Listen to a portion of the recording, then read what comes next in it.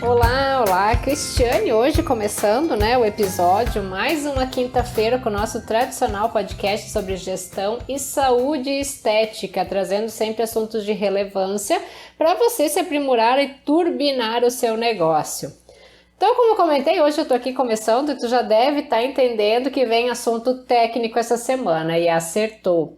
Uma queixa comum que a gente tem nos consultórios, nas clínicas e até de difícil tratamento é a acne.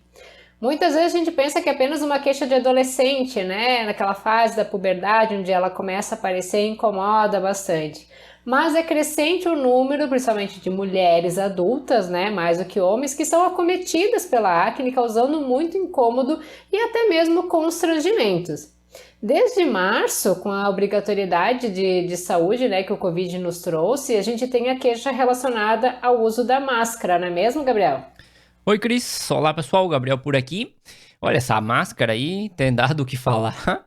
Eu até tava vendo uma piada, um meme, enfim, essa semana, que diz que a marquinha esse ano vai ser a dos Thundercats, né? Que vai por causa do tal da máscara. E eu achei engraçado e quis trazer aqui essa estupidez pra comentar com o pessoal. Vamos lá. Eu tenho bastante informação aqui para dar pro pessoal hoje também, sobre a questão da máscara e da acne e tudo mais. Que, claro, uso obrigatório, né, desde março, mais ou menos, que tá aí essa questão. E aí surgiu uma denominação nova, que é a máscara, que é a junção da máscara com a acne, porque muitas pessoas têm percebido ali o surgimento de cravos e espinhas nessa parte inferior da face, né, do nariz ao queixo, que é justamente onde a máscara está, né? Por quê? Porque tem o abafamento da região, associado ao calor. Na nossa região sul do Brasil tem uma umidade incrível. E aí, a região é especial para que a acne apareça, né? Mas a gente pode dar algumas informações, né? Nós como... Eu não, na verdade, vocês como profissionais de saúde estética podem estar passando, né? Disseminando algumas informações para ajudar a população a evitar esse tipo de surgimento desse tipo de acne, né? E são 5. A primeira é trocar a máscara com maior frequência. O correto é cada 2 horas, ou sempre que ela estiver úmida. Claro que isso vai depender do tipo de máscara também. Quando for a máscara essa de pano, né, lavar ela com sabão neutro regularmente e não utilizar se ela ainda estiver molhada. Procure ter 2, 3 ali, porque tem que usar tanto que é melhor ter várias. Evitar a maquiagem na região onde a gente está usando a máscara, né? Usar no máximo um protetor solar com cor. E aí a gente tem visto bastante na rede social aí o pessoal colocando fotos onde, claro, as mulheres principalmente se maquiam, daí vai trocar a máscara e tá lá toda a maquiagem grudada na máscara que tá tirando e é complicado. Ter atenção ao uso de ácidos na região, então esse tipo de produto, e não lavar o rosto com água quente, né? Mas o assunto também, Cris, traz uns números e algumas pesquisas interessantes. Por exemplo, em 2016, quando nem se falava de Covid ainda, né? O Journal of the American Academy of Dermatology, eles levantaram dados que para o sistema de saúde americano, o tratamento da acne custou aproximadamente 3 bilhões de dólares. E a acne, né, a gente sabe que é uma afecção bastante comum, que acaba cometendo cerca de 80% da população mundial em alguma fase da vida. E quando passa da adolescência, né, quando chega na parte mais adulta, acaba adquirindo as características de um distúrbio crônico. Porque ela acaba se apresentando, né, pode se apresentar com curso prolongado, com padrões de recorrência ou recaída, se manifesta com surtos agudos ou início lento, e também impacta de forma psicológica e social na qualidade de vida de quem possui, porque ninguém gosta de ter acne no rosto, e principalmente depois quando tem as cicatrizes de acne, né? E também interfere na questão da autoestima, baixa autoestima, né? Que acaba levando as pessoas a quadros de depressão ou ansiedade. E outro dado interessante é que afeta mais mulheres do que homens, numa proporção de 2 para 1. É verdade, na prática clínica a gente vê que realmente as mulheres são mais acometidas e tem muita questão hormonal envolvida, né? Eu digo, eu sempre brinco que o homem é uma constante nos seus hormônios e a mulher é como se fosse uma montanha russa, né? Um sobe e desce. Então, associados também à gestação, à amamentação, ao uso ou não do anticoncepcional, são fatores que acabam interferindo bastante no aparecimento da acne. Eu vou tentar explicar de forma não visual todos os fatores envolvidos no surgimento e no tratamento da acne, assim como das alterações residuais, que são as cicatrizes.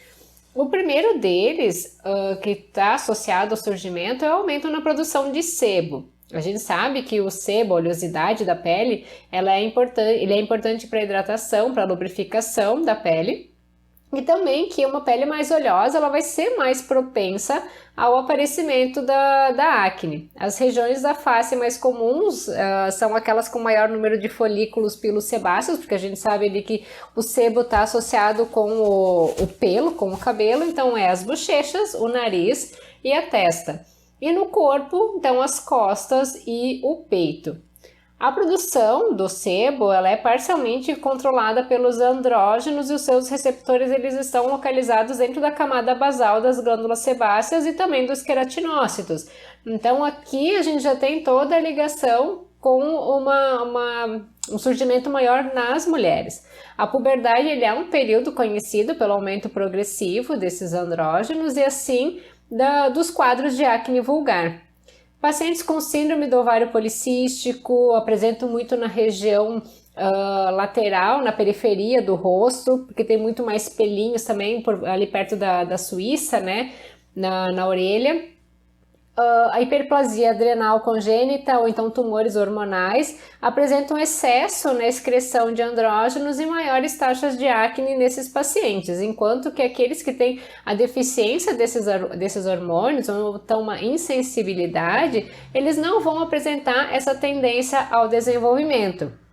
E o aumento do sebo ele pode obstruir o folículo piloso, tornando ele anaeróbio, então quando não tem mais oxigenação, isso fica suscetível ao crescimento da bactéria que vai estar formando ali a acne, que é o Propionibacterium acnes. O segundo fator é a alteração nos processos de queratinização.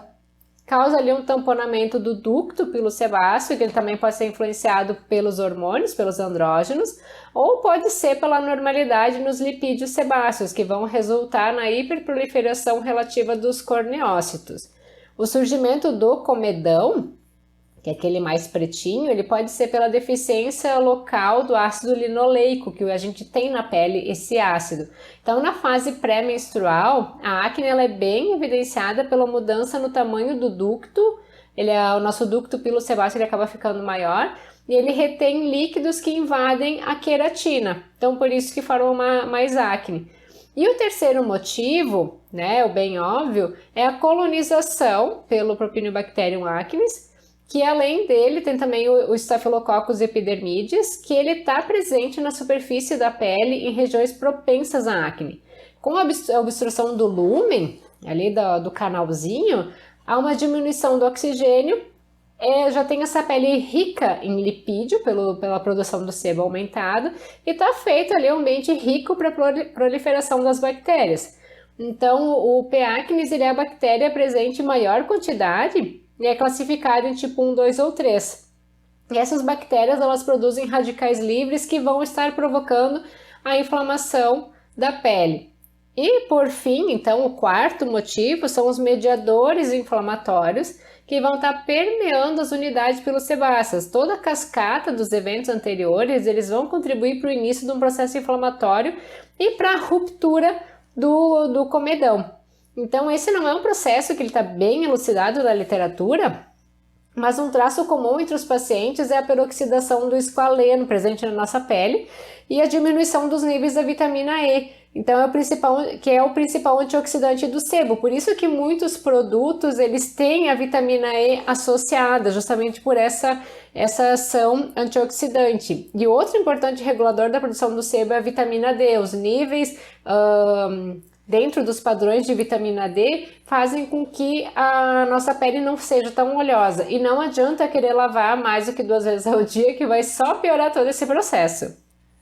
Tu vê, é tanto nome feio, tanta coisa ali no meio que me deu até uma dor no corpo aqui.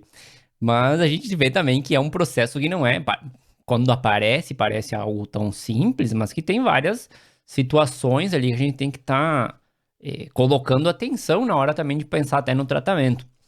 E a acne, né, ela apresenta, pelo que eu estava fazendo meus estudos por aqui, diferentes graus, e não existe uma escala específica para medir, né?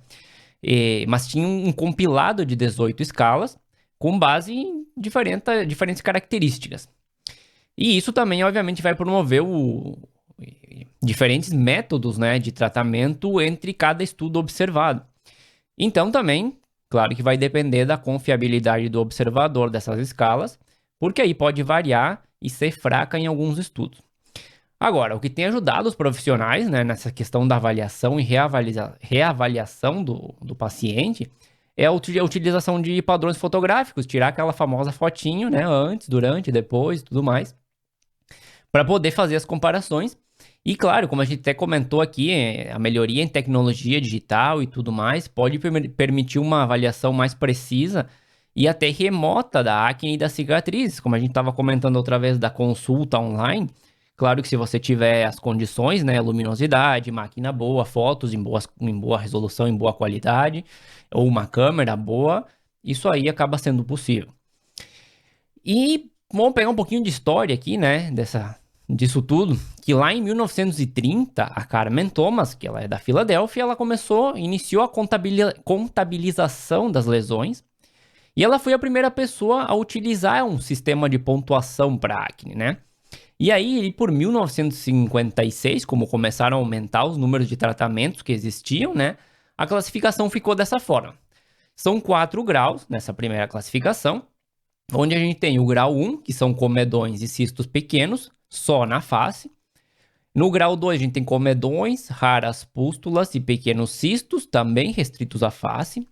No grau 3, são muitos comedões, pápulas inflamatórias pequenas e grandes, pústulas extensas, mas também somente na face. E no grau 4, que é o último dessa escala, pelo menos, são muitos comedões e lesões profundas que tendem a coalescer e canalizar. Então, nesse caso, não é só na face, é no colo e no topo das costas.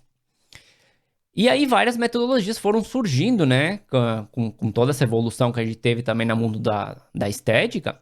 E aí surgiu uma escala da Investigator Global Assessment, que é conhecida como IAG, e ela é muito utilizada em publicações e recomendações até, né, da FDA, que é a Food and Drug Administration, que é um órgão regulador dos Estados Unidos, que eu não sei se é exatamente como a Anvisa, mas tem umas responsabilidades parecidas, eles também compartilham informações, e eles usam para aprovação de novos medicamentos e tudo mais. E essa avaliação, ela é um pouquinho diferente da anterior. A gente começa com o grau 0, onde tem pele clara e sem lesões. Passa para o grau 1, onde tem pele quase clara, raras lesões não inflamatórias, com mais de uma pequena. O grau 2, que é uma severidade leve, um pouco maior que o grau 1, obviamente. Pápulas e pústulas, sem lesões nodulares. No grau 3, a gente tem severidade moderada, maior que a do grau 2, claro. Lesões não inflamatórias, podendo apresentar algumas inflamatórias e não mais do que uma pequena lesão nodular. E na 4, que é a última, já é grave, né? Maior que o grau 3. Muitas lesões inflamatórias e não inflamatórias, mas não mais do que algumas lesões nodulares. E aí vamos falar um pouquinho de cicatrizes também, porque depois a acne, se não é bem tratada, pode terminar com uma cicatriz. E elas podem surgir em até 95% dos pacientes com acne vulgar. E a presença das cicatrizes, ela é bem complicada, pode ser angustiante para os pacientes, porque até a British Journal of Dermatology, ela fez uma pesquisa um tempo atrás, que ela colocou como título Suicide in Dermatological Patients, que é como suicídio em pacientes dermatológicos, demonstrando que junto da acne, né, ter a cicatriz pode ser um fator de risco para o suicídio, né, porque está associado à questão da autoestima, como a gente estava comentando antes, depressão, ansiedade, e a pessoa obviamente tem a questão das interações sociais, que como eu estava comentando, ninguém quer sair ou ter algum evento social ou ter que se relacionar com outras pessoas e tá com a cara daquele jeito, né? E as cicatrizes de acne, né, para falar um pouco delas, elas podem se apresentar de 3 formas. A primeira, que é a ice pick, que são depressões cilíndricas, verticais, profundas e estreitas. São lesões mais resistentes ao tratamento. Depois a gente tem a rolling, que são depressões superficiais, facilmente percebidas pela diferença, né? Quando tem aquela diferença de luz ali no ambiente, consegue ver na hora esse tipo de cicatriz. E a 3, que é a boxcar, que são cicatrizes mais largas e menos profundas e que apresentam um formato oval ou circular bem delimitado. E aí a Cris, obviamente, corrige qualquer informação que eu possa ter colocado de forma errada aqui no meio. Vocês viram que o Gabriel tá estudando direitinho, né? Daqui a pouco ele tá craque em toda a fisiologia. O FDA, sim, ele é como se fosse a nossa Anvisa, a agência regulatória de lá, com a Anvisa aqui no Brasil. Tanto que a gente já comentou, se não me engano, no episódio de microagulhamento, que muitas pessoas importavam o equipamento que era regulamentado pelo FDA, mas ele não tinha Anvisa, o que não tem validade nenhuma.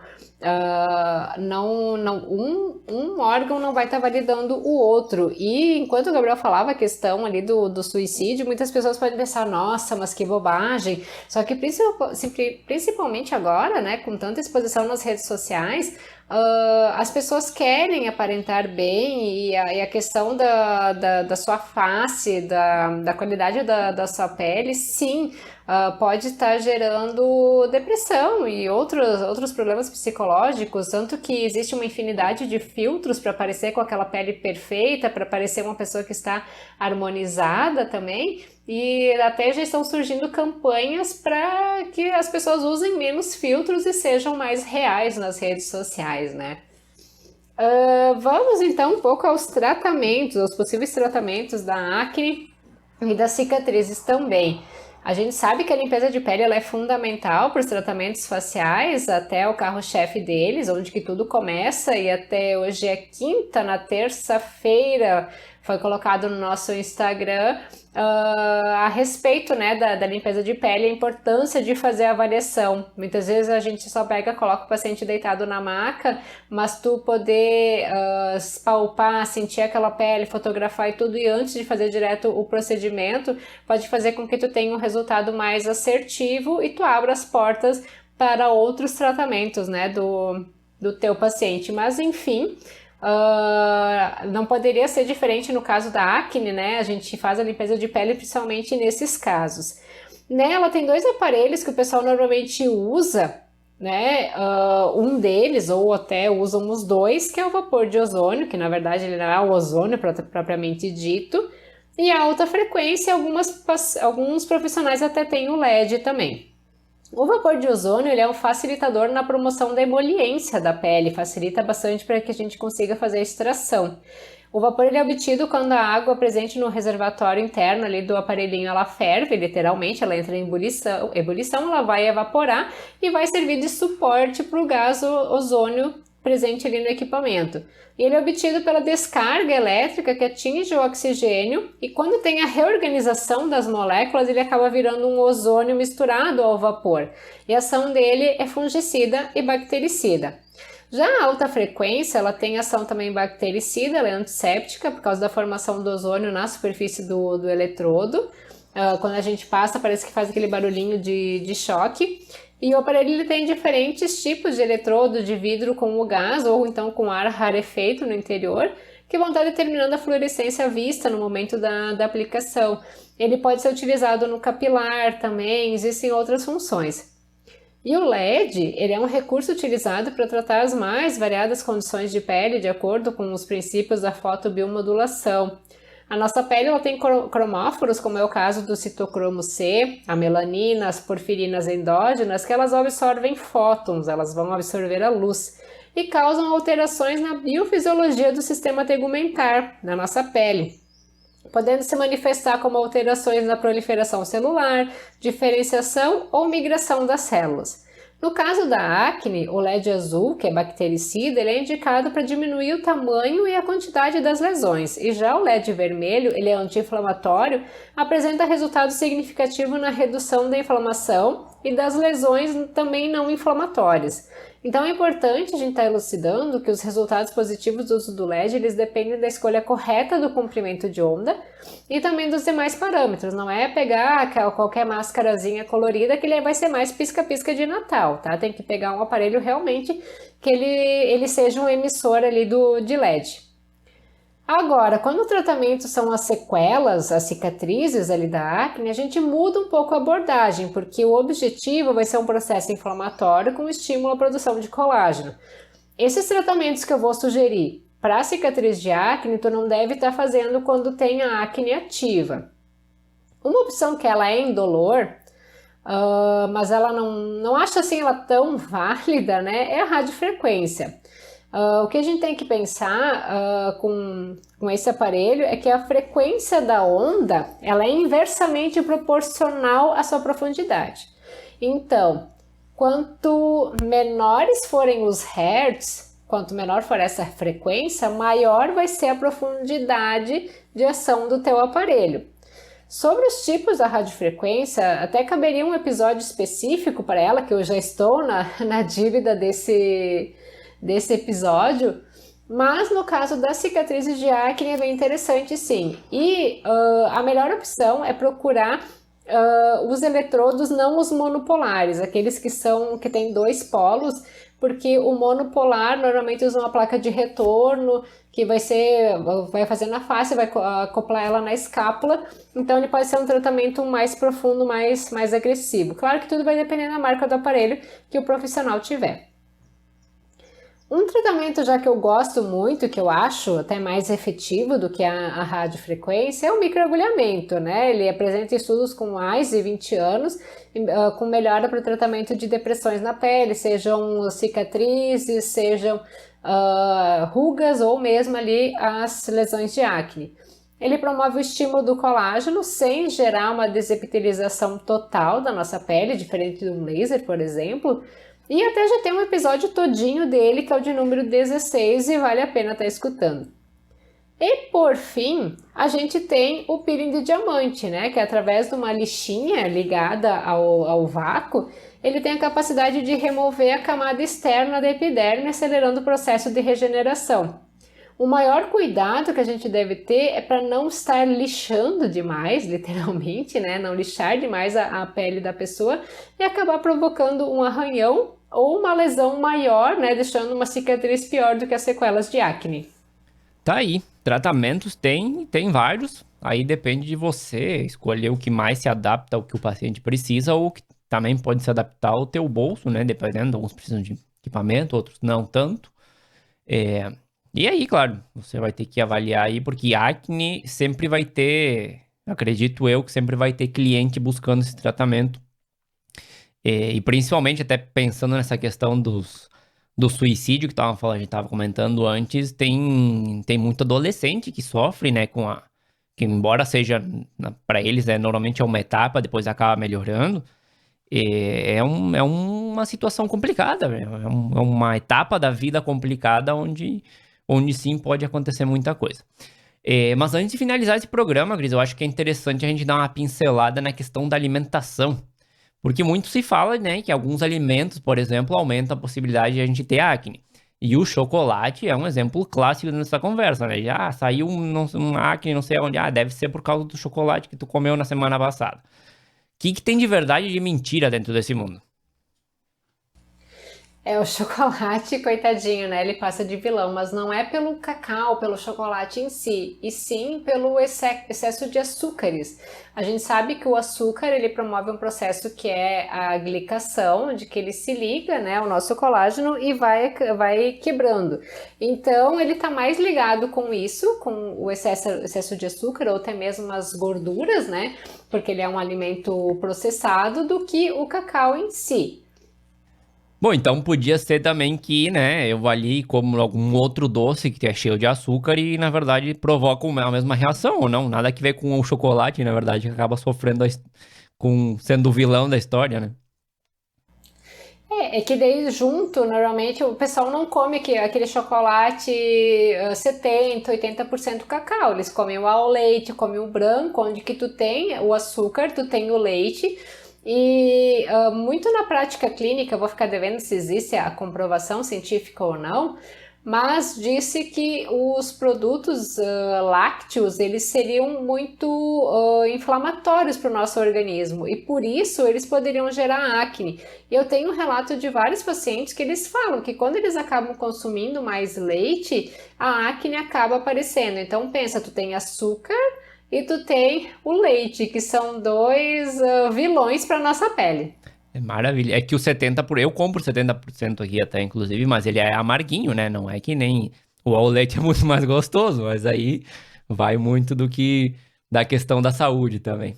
Mas era isso que eu tinha por hoje para perguntar, principalmente essa parte final ali, que sempre fica essa dúvida e entra o famoso chocolate no meio da história e para que se alguém tá sofrendo, tem pacientes que pode estar com problema de acne, talvez possa ser essa uma das causas, né?